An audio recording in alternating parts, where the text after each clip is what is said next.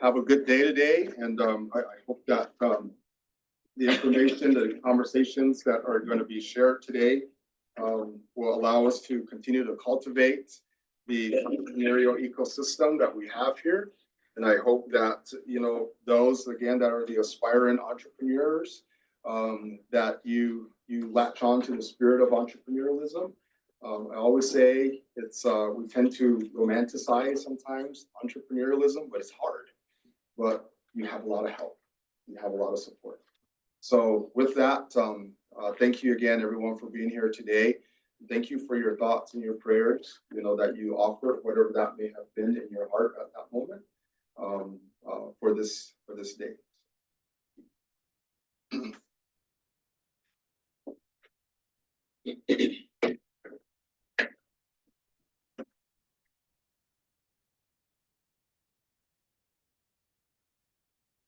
Good morning. My name is David Foster. I'm a member of the board of Rainforest Innovations.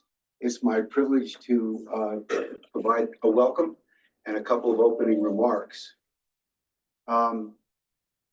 The forum was created by UNM Rainforest Innovations Board in order to enhance and strengthen UNM's role in economic development.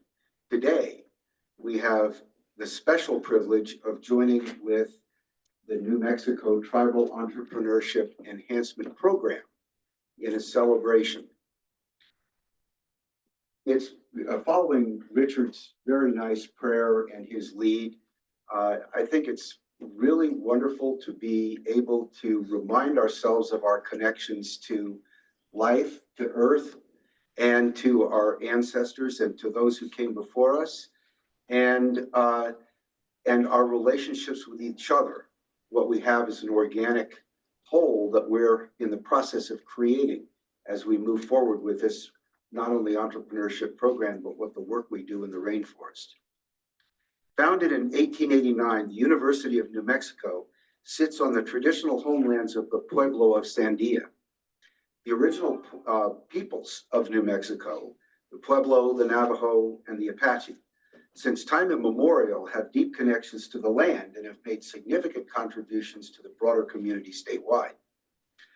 These contributions include economic and innovative developments, which are often under-recognized and overlooked.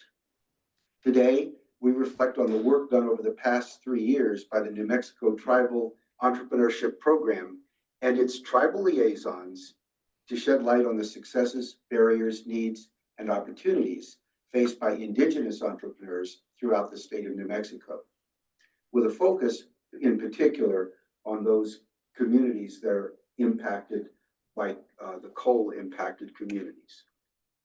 As entrepreneurs themselves and active members in their communities, the tribal liaisons have engaged in discovery sessions, served as mentors, connectors, and ecosystem builders for other entrepreneurs and their communities.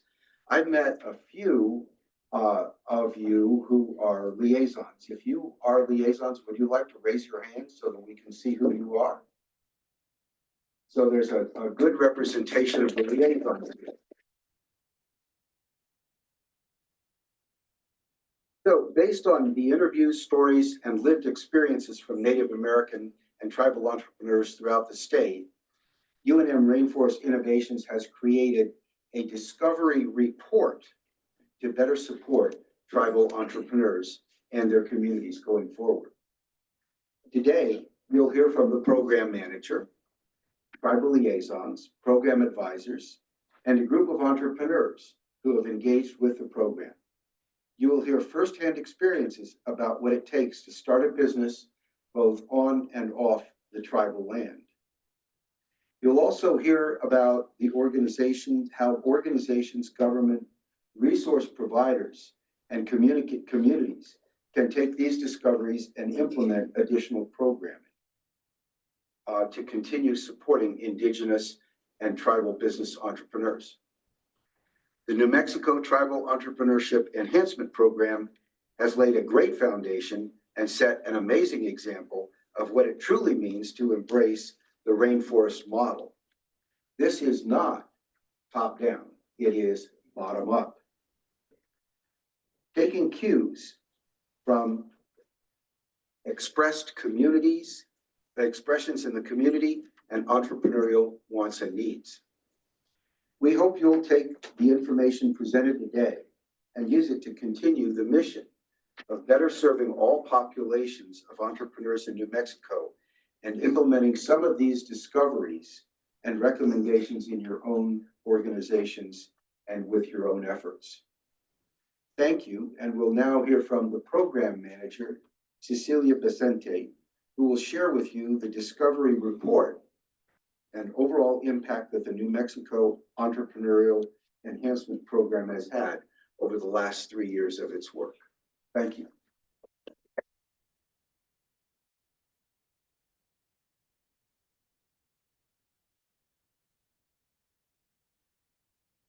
Just need to share screen.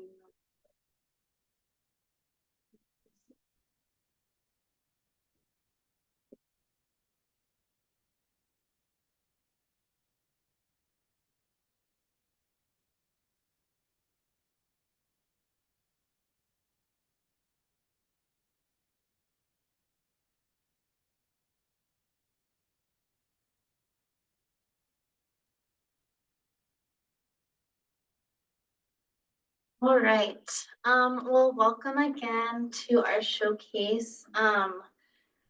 So for those of you who don't know, my name is Cecilia Vicente, and I've had the honor and privilege of being the program manager for our program for the past 3 years. And I'm gonna go over just a little bit like a background of really what the program is, how it started, how it evolved, and then get into some of the discoveries that we made, because that's one of the big things that we've had through this program is the discoveries of needs and barriers that tribal entrepreneurs face. So having that discovery, then we can help come up with solutions, recommendations to make pursuing business and entrepreneurship possible and accessible for all of New Mexicans. So just a little bit of background, our program is funded by a grant from the U.S. Economic Development Administration. We received it, I believe, in 2022. And it is specific to focus on coal impacted communities, but a lot of tribal communities are coal impacted communities. So we decided to make it a tribal entrepreneurship program. And these are our advisory board members who you'll be hearing from a little bit later. They'll be moderating our panels of our tribal liaisons and some of the entrepreneurs that we worked with, but Sandra Begay and Richard Luarke really were thought leaders behind the grant when we wrote it.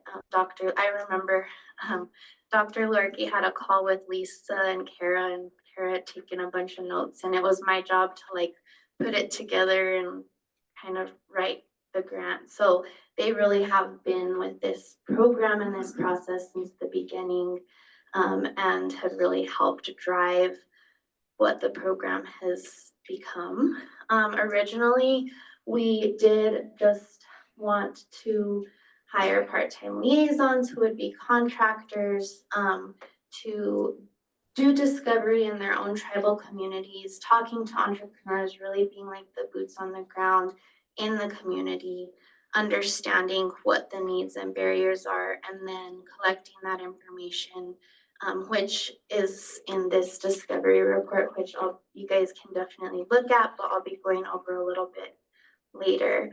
So that was the original heart of the program, and that's continuing to be the heart of the program is these tribal liaisons, but it has evolved into a lot more than just that discovery. It's had a lot more impact than that. So our 4 program pillars evolved over time and ended up becoming, as I mentioned, the discovery portion, but then we also have a real emphasis on storytelling. So making sure that stories of indigenous entrepreneurs throughout New Mexico are being told. That's where we started the Indigenous Entrepreneurs Podcast, which has been a really great platform to share stories about Indigenous entrepreneurs, but also resources that they can tap into. So that's been a huge portion of the program. And then mentoring and technical assistance was not necessarily a huge part of the initial plan. The discovery was what we were initially focused on, but truly the tribal liaisons turned into mentors and ended up doing a lot of technical assistance in the communities and with the entrepreneurs that they worked with, specifically one-on-one, is what we found was more beneficial than kind of like your regular seminar, that one-on-one is really, really important. And the tribal liaisons have done an amazing job at that. And then the last one is entrepreneurial ecosystem building. So we have this idea at the rainforest about entrepreneurial ecosystems and how they kind of need to develop naturally, kind of like a rainforest ecosystem and not so much like a field that's being planted and like very controlled. You kind of just make connections, create an environment and opportunities where collisions can happen and then businesses can be created and grow as they may.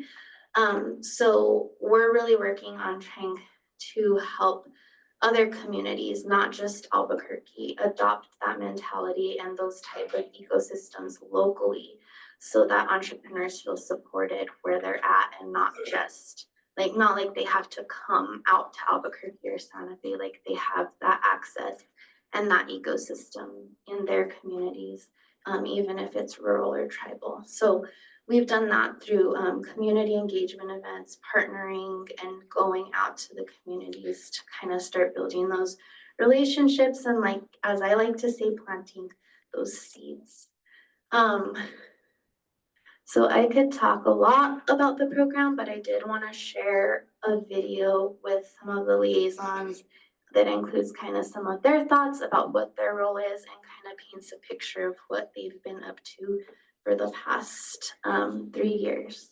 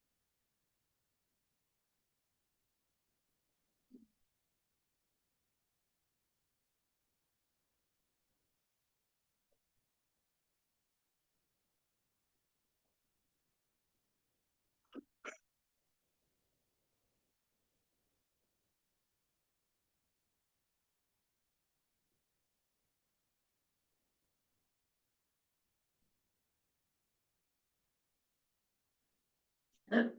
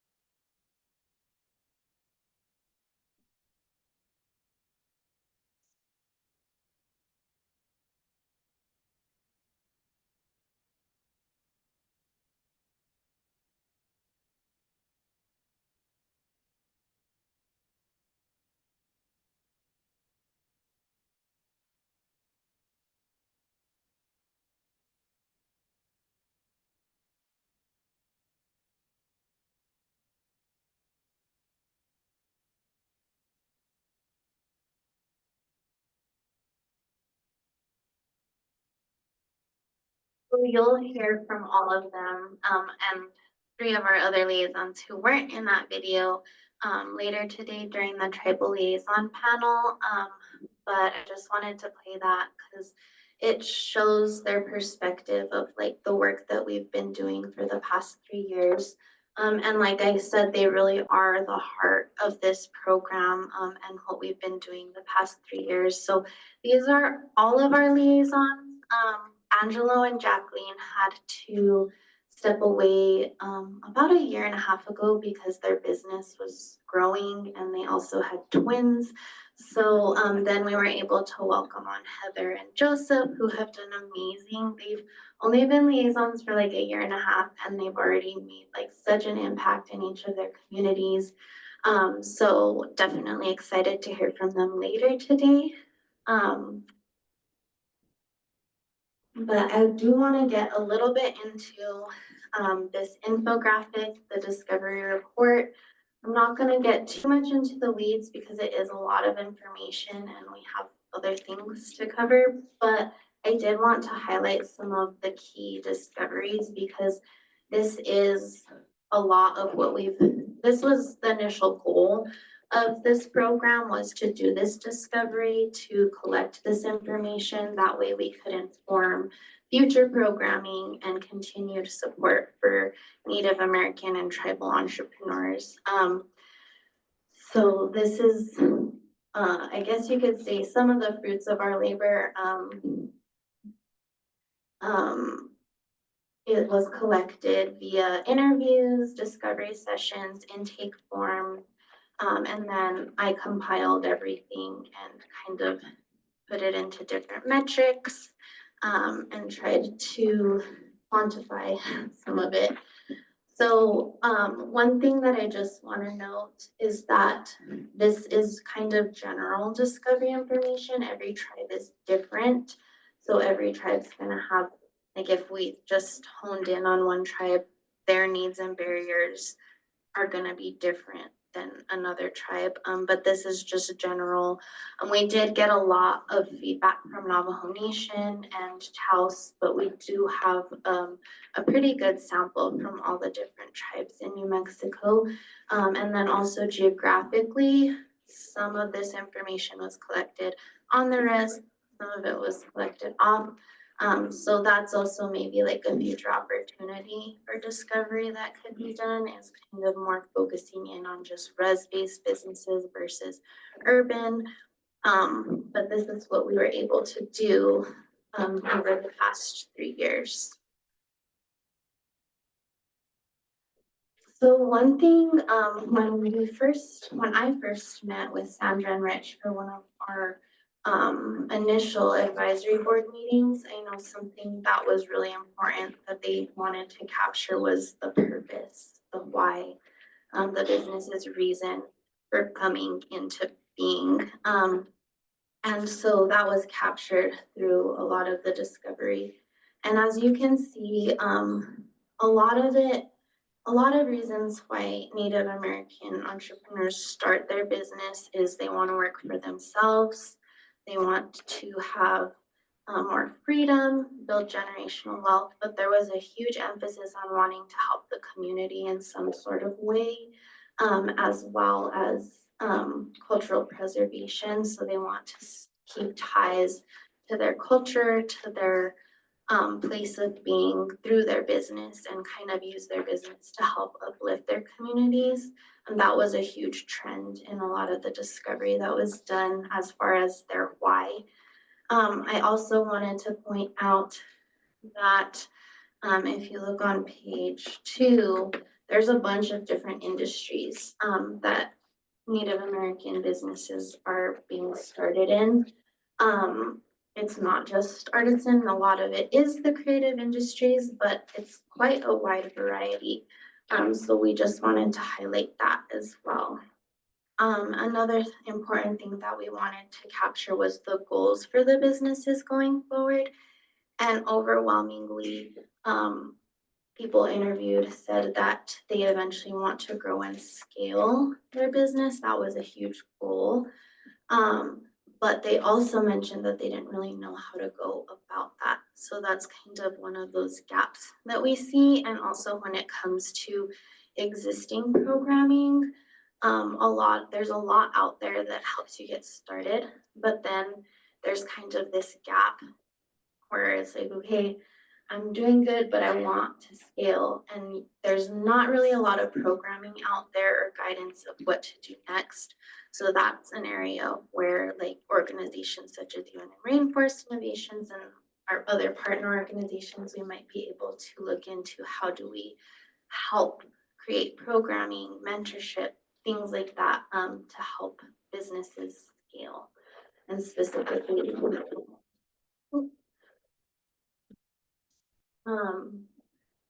again, I don't want to get too much into the weeds, but we did find a lot of different needs and barriers through our discovery, a lot of which I tried to categorize and then put into this chart.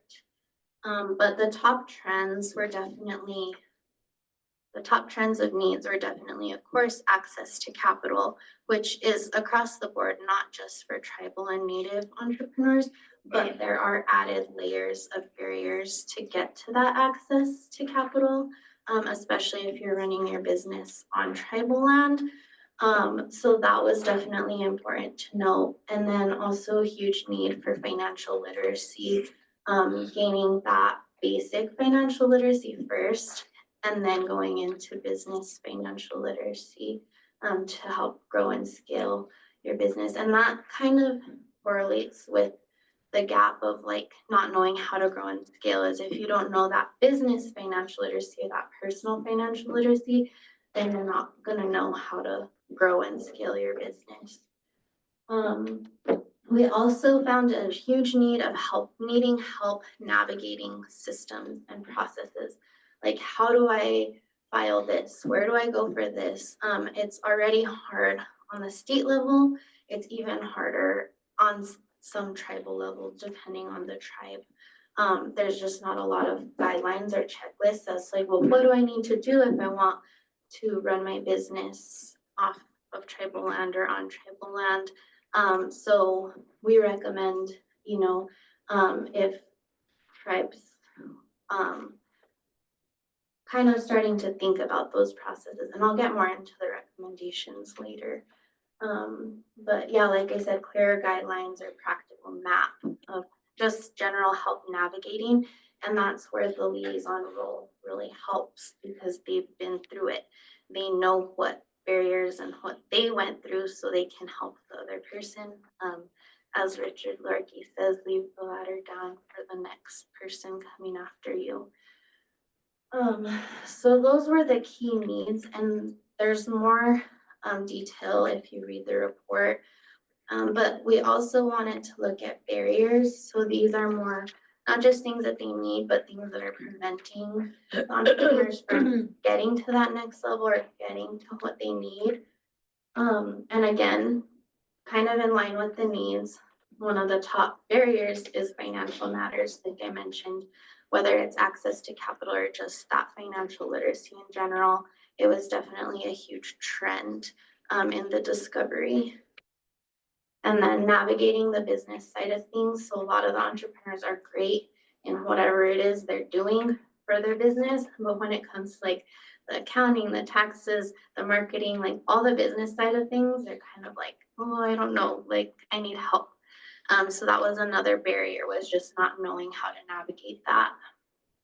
And then navigating running a business on tribal land was also a huge barrier that we found.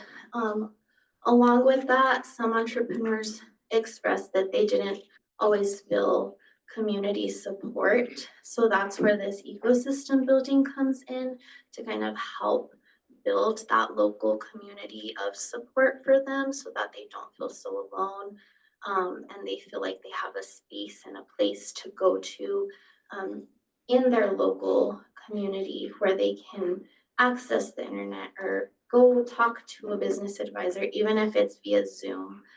So that was another kind of barrier, was just not having that place where they live and feeling like they need to come all the way to Albuquerque or to Santa Fe. So we really want to think about that and how can we build these ecosystems and these hubs in rural and tribal New Mexico.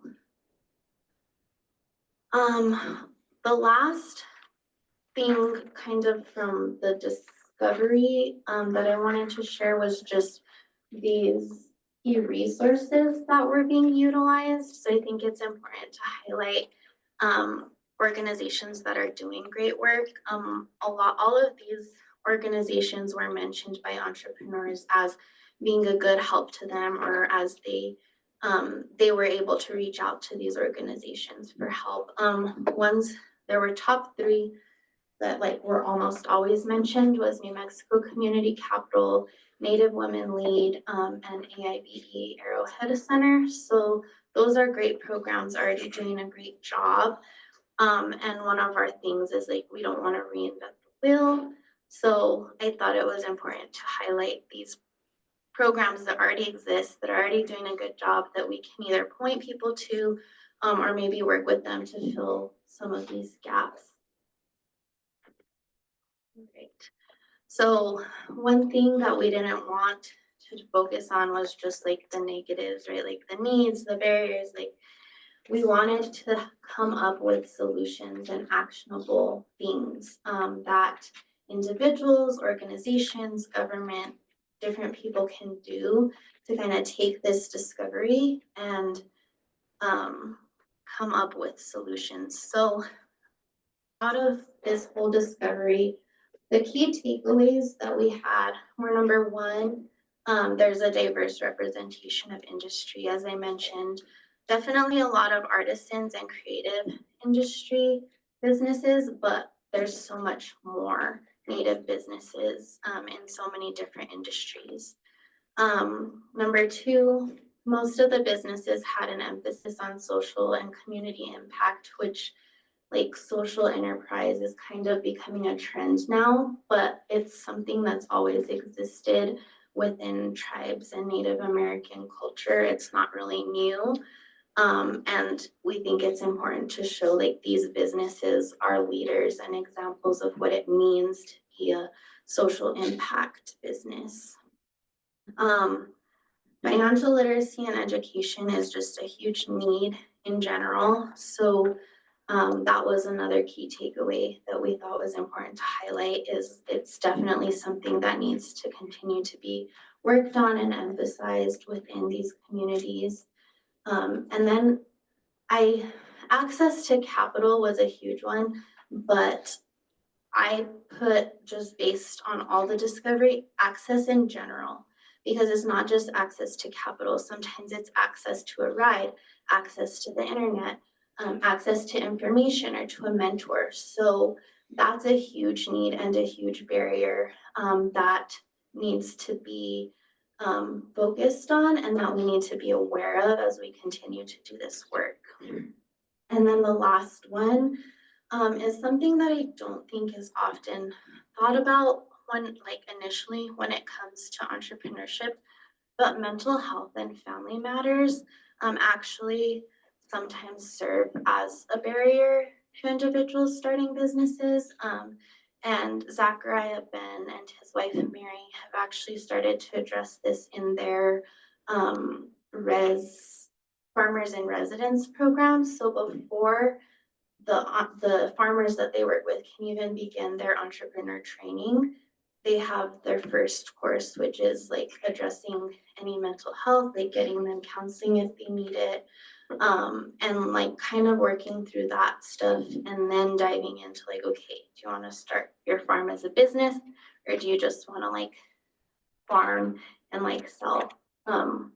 So that was also something, and there's a lot of social factors that go into that. And like I said, I don't want to get too much into the weeds, but I did think it was important to address that there is that dynamic and barrier going on within certain tribal and native communities that does impact the ability of some people to start a business. And as I mentioned, we do want, we don't want to just focus on like the barriers and the needs. We do want to move forward with tangible solutions. So on page 7, that's where we came up with those solutions, and these are all actionable. I think there's all things that organizations, government, different people can start thinking about implementing to help support entrepreneurs and tribal and native entrepreneurs in their communities. And so based on the discovery, the number one tangible solution that we've come up with is to create pathways, protocols, and checklists within tribes. As I mentioned, every tribe is different, so this is work that is going to have to be done individually by each tribe. I mean, you can work together, but it's just kind of a case-by-case basis. This is also a recommendation for the state. I think New Mexico is a little easier to navigate than some other states, but it's still kind of hard, especially when you have the added element of being a tribal-owned business. It's kind of like, well, do I need to do this for my tribe and for the state, or both, or just one? So just kind of having more clear guidelines. And again, navigators, checklists.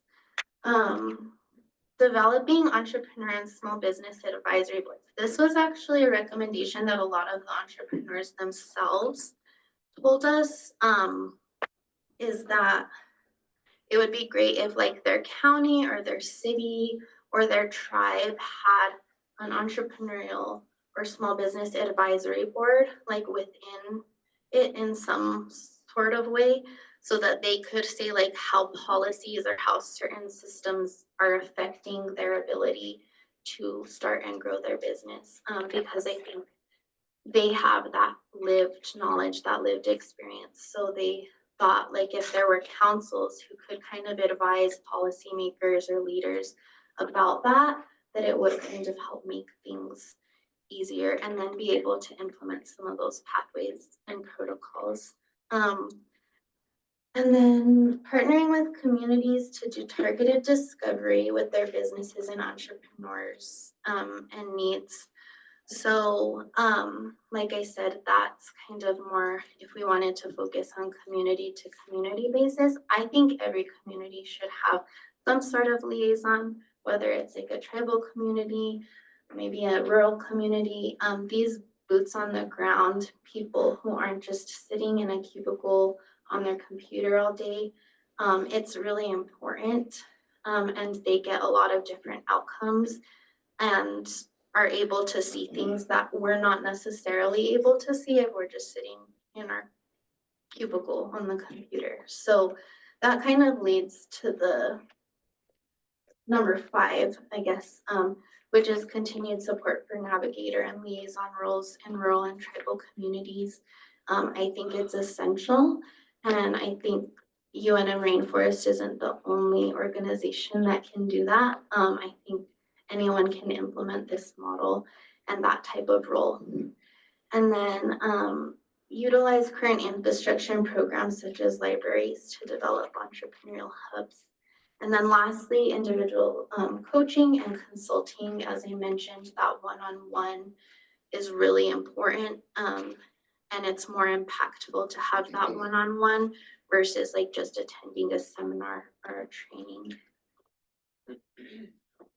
So I came up with this list of like key highlight things that our program's done, but it's really long, and honestly, I was very overwhelmed at trying to figure out like, how am I gonna present and share everything that our program's done in the past 3 years, because it's a lot and it's been really awesome. So I came up with a photo collage instead, which I think really shows the heart of this program and what we've been doing. It's basically connecting with different communities, different individuals, different key resources, entrepreneurs, and just creating that ecosystem. One of my favorite quotes, which I think actually really explains what our program has done and the heart of our program, it's on the back wall if you go into the collaboration space, but it says, there's a high value in connecting nodes that otherwise would have never met. Over the past 3 years, I have seen so many different faces from different backgrounds in our events, whether it's an NMTEEP event or just a UNM Rainforest event.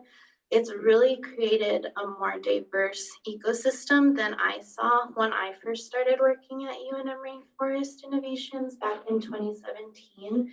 And I really think that's truly the value that our program and programs like this and efforts like this have, is that we connect nodes that would have otherwise never met. And that just makes New Mexico better. So that's my summary of what we've done, a lot. But for those of you who don't know, we are in a transition period with the program. We did try to find funding to continue to fund the tribal liaison positions, but we haven't been able to find the funding to keep those roles going, unfortunately. But that doesn't mean that the work will stop. Like, we're still gonna be here. You all are still gonna be here. And so we've come up with a transition plan that could change, you know, you never know what's gonna happen in the rainforest. But so our tribal liaisons are with us through the end of April, and that's what this event is, to like honor them, to celebrate them. I don't wanna say send them off because I think they'll still be around, they're still gonna be doing this work. But basically just thank them for the past 3 years for this grant, because this particular set of funding will be wrapping up in June. I'll be here working on only on tribal stuff through June. And then I'll transition to some tribal stuff and then general economic development stuff after that. But we are very thankful for our rainforest and our ecosystem because we have a lot of partners who we've worked with, doing events in different communities over the years, and they've kind of taken on bits and pieces of the program. So it's gonna continue, the liaisons are gonna continue to do their work, and I just hope that we can continue to grow this effort. One of those organizations is they're here now is West. We partnered with them through Heather, one of our liaisons, and we started doing some community engagement events in about a year ago in Dulce. And as we were going through this transition, I talked to them and they've always been supportive, and they actually took on 3 of our tribal liaisons. So Heather, Joseph, and Zach are gonna continue to work with them, doing a lot of one-on-one consulting in their tribal communities. They'll just be working with West, not with UNM Rainforest. They'll still be connected with us though. But so that's a really good development, and that I'm very thankful for because I know the work's gonna continue. Another one is we have talked with libraries as launch pads, which is with creative startups, and they've applied for funding to do kind of like a digital navigator thing, but train librarians to kind of be tribal liaisons, I guess you could say, and navigators for entrepreneurs. So if they get that funding, that will also be another effort working with libraries to kind of start creating those hubs in the communities for the entrepreneurs. And we'll be partnering a little bit with them on that. And then we are also thankful for the city of Santa Fe, who has hired their own tribal liaison, who you'll hear from later today, Deborah Torres. So they saw what we were doing. They thought we need this in Santa Fe. And so we partnered with them to hire another tribal liaison funded through the city of Santa Fe to work with UNM Rainforest Innovations, doing what we've done the past 3 years, but specifically for the city of Santa Fe. So that's another way that our program is going to continue and to make an impact.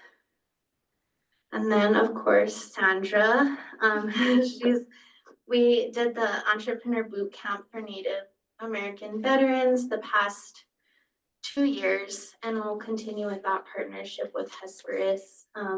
So our next one will be in September. And that's another way that we'll continue to support Native and tribal entrepreneurs in New Mexico and in the Southwest, because this program is open to other states too.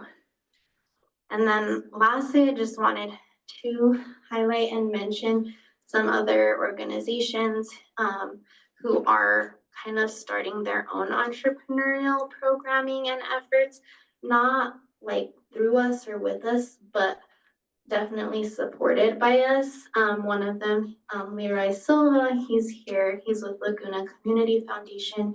He just launched their entrepreneurial series, I think back in March.